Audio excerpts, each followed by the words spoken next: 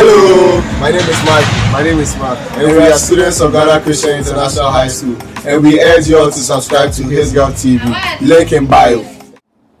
Hello there, you are welcome to His Gulf TV.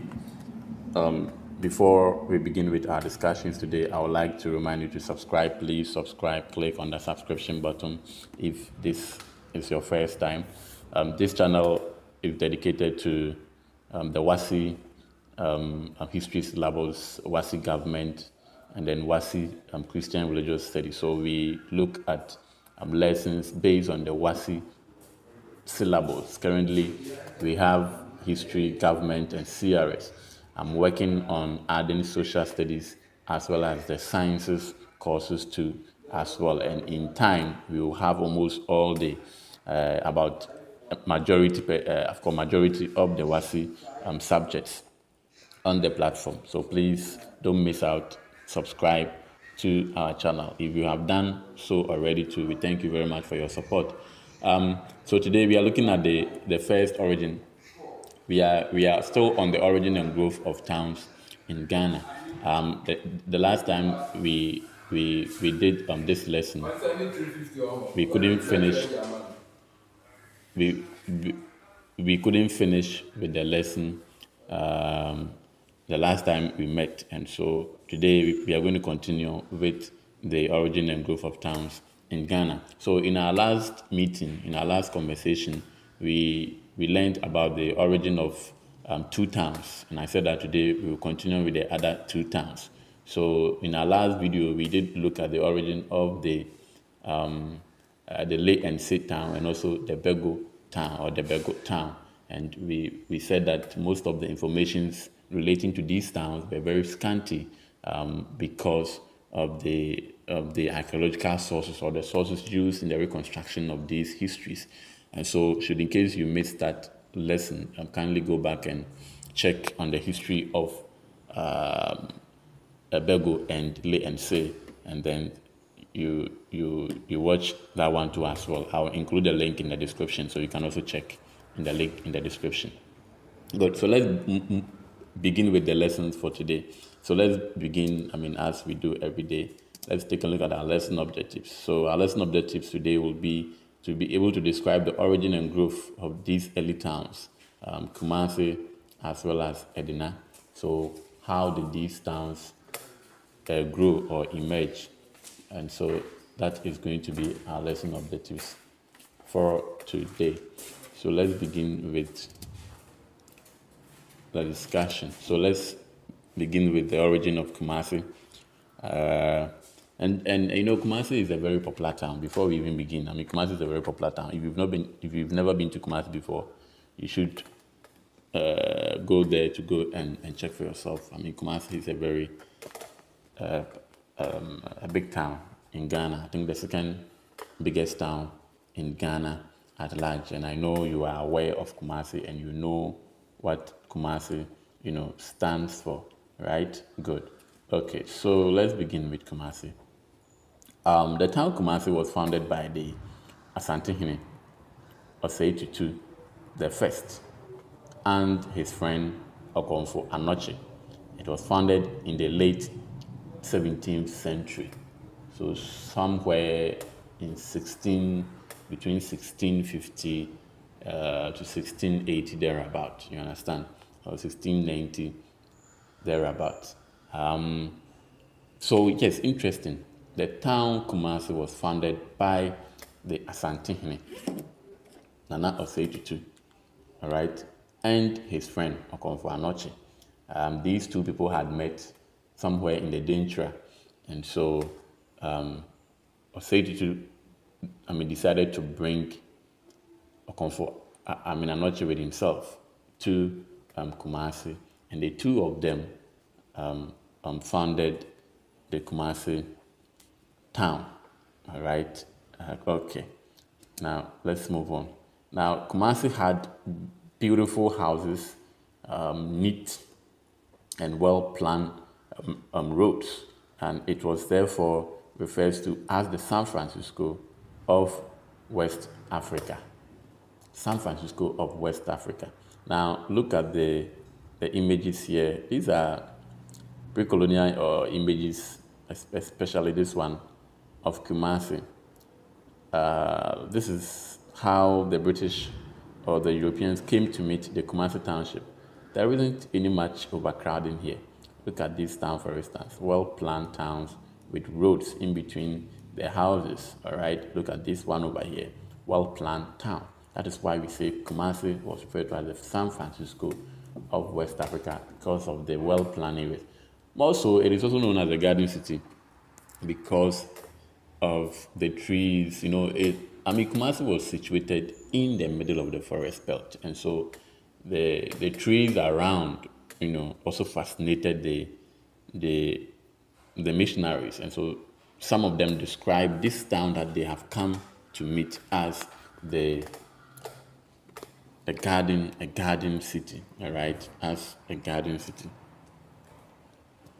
Good. Now, Kumasi became the metropolitan capital, the metropolitan capital of one of Africa's greatest empires, and this empire is or was the Ashanti Empire. So you see, when Kumasi was founded, the Ashanti state or empire was also at that stage, and Osei Tutu, who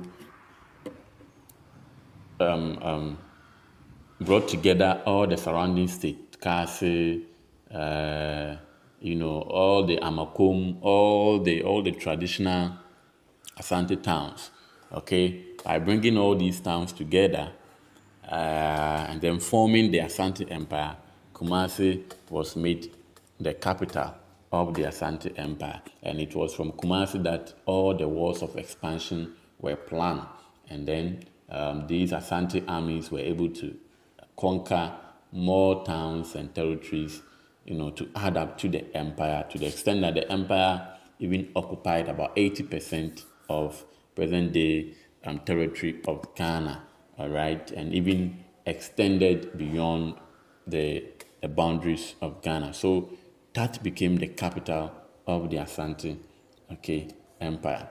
Now, Kumasi had a strong army, around 20,000 strong men, and these men were for both offensive as well as defensive purposes. Now, the people were actually engaged in farming as well as animal rearing because they were situated right in the forest. They could engage in farming as well as animal rearing. Okay, Comassie also participated in the trans-Saharan trade. So Comassie was also part of the trans-Saharan trade. Now, somebody would ask, what is the meaning of Comassie? What is the name, the meaning, the etymology of the name Comassie? Now, look at this tree. This tree is known as the kum tree. All right. And then the English form, I think, bayan, also the bayan tree. Yes. So it is said through oral tradition that it was under such a tree, the kum tree, or the banyan tree, that Osei Tutu sat to negotiate for the land of present-day Comassie. And so Coomassie means under the Kuma tree, or under the kum tree, under the kum tree, Coomassie, under the kum tree. And so that is how the origin, or that is why Comassie was known as Comassie. All right, the history of Comassie is very, very wide, and then, but we just have to limit ourselves to these important facts about the town, or the ancient town of Kumasi. And Kumasi has been the only name that the Europeans were not able to change the name. It has remained Kumasi from ancient days up to now. Good. So if you have any other information about Kumasi, you can also share with us in the comment section. We will be glad to also learn what you know. Now let's take a look at the origin of the last town, another ancient town, Elmina or Edina. So as I told you, Elmina, the traditional name of Elmina is Edina. So before the coming of the Europeans, or to the people who live in Elmina today, they know their town as Edina. but the Europeans came to change that name, and we will look at why that happened. Now, this is Elmina. Those who don't know Elmina, Elmina is located in the coastal part of present-day Ghana, of course, Central Region, and this is the Elmina town. Since they are located along the coast, you could see the sea over there and all of that. Let's begin with Elmina. Let's begin with Elmina. I think I messed up the arrangements of the transition. So let's deal with it this way. So Edina was the first European settlement in West Africa. And that is what you should know. That Elmina was the first European settlement in West Africa. It was the town that first harbored the first Europeans to sail to West Africa. And these Europeans were the Portuguese, you recall. So in the whole of West Africa, Elmina holds a center, or is a center for European exploration of the entire coast of West Africa.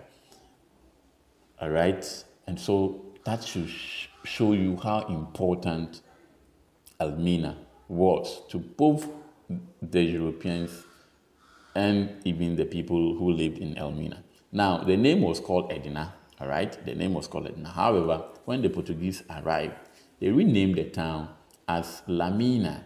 And Lamina is a Portuguese word, which means the mine. The mine here means that because of the abundance of gold that the Portuguese saw on the shores of Elmina, they decided to call the place La Mina, which means the mine. And the name, got corrupted, and then it became Elmina. So the Elmina, it just means La Mina, or the mine, all right, like Gold Coast. And interestingly, even when the Europeans left, this name is still used commonly to refer to the people of Edina more than their traditional name Edina themselves. So some of these issues has to be addressed, because I don't get why, if somebody comes to give a name, this, of course, European gives name to these towns, we end up taking up that European town name given to the town, and then we push or relegate our name to the background, to the extent that even if you are to mention Edina, do you know the town called Edina? Even people who live in the area will tell you, no, I don't know any town called Edina. Some of them, you understand? So I think with these things, we should be very mindful and go back to our traditional name so that it can reflect the people, who the people are, all right? Now, because of the European presence, we have established that Elmina was the first European settlement in West Africa. Because of the European presence and also the transatlantic slave trade, Elmina grew to possess a population of 2,000 from the 15th century to the 16th century.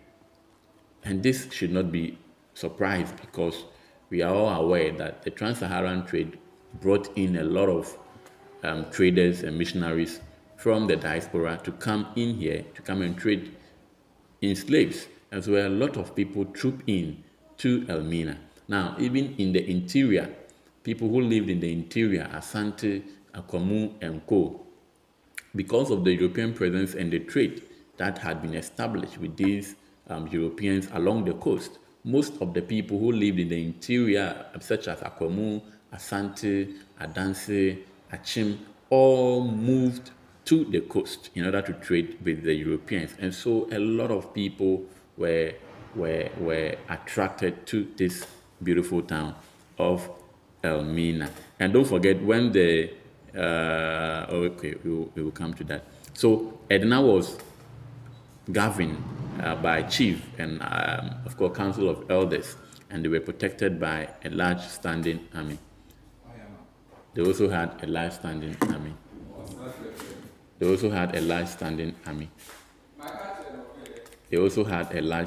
army.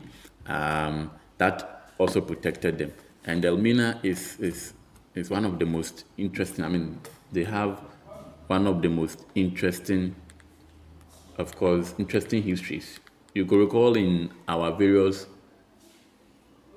our previous discussions, whereby Elmina became center for the Dutch, and then it resulted a whole lot of issues between the British and the Asantis after the Sweet River Convention. So Elmina is a very interesting town that we can all attest to that. All right. So they also had a well-governed system. I mean, politically, they had people, they had a king or a chief who ruled them, and this chief also had council of elders. They also had an army. Okay. They also had an army that also protected them. Now let's take a look at the major economic activities of Elmina. So, I mean, since they were located along the coast, what do you expect of them? The people of Edina, the major economic activity of these people were fishing, all right? And I don't think you should blame them for that, because fishing, since they were located along that coast, fishing will be one of the most important economic activities. So if you look over here, have you seen? You can find, look on them on the image here. You can find ships or canoes, not ships, sorry, canoes spread along the coast, and that's all that they do. They are into fishing. All right, they are into fishing. Good. Now, when the Portuguese arrived, they built the first castle ever to be built along the shores of West Africa. So the first castles built along the shores of West Africa was built in Elmina, and this castle was built in AD 1482 by the Portuguese. So this has been a great landmark for the town today. So this is the castle built in 1482. Very, very, very, very old. And I hope to visit this castle one day and bring to you, show you some images over there. And that's also part of our mandate. We will be visiting historical sites as well. All right. And then the early writers, such as, I mean, these were Portuguese writers, João de Barros, and then Pachicho Pereira. And these, of course, some of these were early writers that came to or visited the Elmina coast, and they described the Elmina coast or town as a republican township made up of several settlements. You see, interestingly, most of the European writers who visited the shores of West Africa, I mean, none of them wrote bad about the towns that they came to meet. Most of them were describing these towns as well-organized towns, sophisticated towns. You know, some were living in garden cities, some were living in republican cities, and all of that. But then, you know, they had to find a way of trying to subdue our culture. And so they began saying that barbaric, that is barbaric, and all of that. So basically, we should be wise. We should be wise as Africans. Okay, we should not be deceived by some of these things. Good. So in case you also know anything from oral tradition, especially I'm interested in oral tradition. If you know anything about the Edina town orally, please kindly share with us, everybody, in the comment section. Good. So this will bring an end to our discussion today. So this is an update question. Wasi 2011. Interestingly, it says write brief note on any two of the following early towns. Bego, Le, and Coomassie, and I think Edina was part, but Edina didn't come. But let's say three of them, write any short note on them. Would you be able to do that? You can write exactly what we have done here. Thank you for your time. Have a nice day. Subscribe to the channel, and we'll meet again some other time. Bravo. Bye-bye.